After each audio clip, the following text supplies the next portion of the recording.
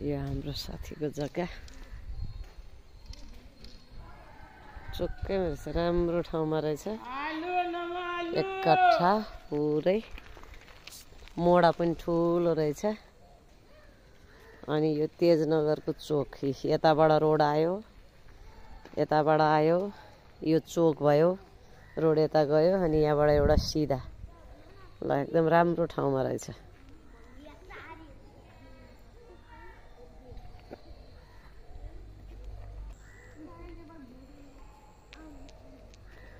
नाला पनि यसरी बनिसकेको, अब पिच हुन मात्रै यहाँनिर अलिकति बाँकी रहेछ।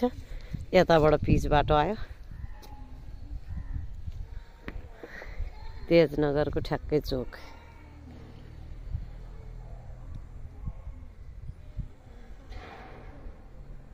यो बाटो मात्रै नयाँ बाटो, पिच हुन बाँकी रहेछ।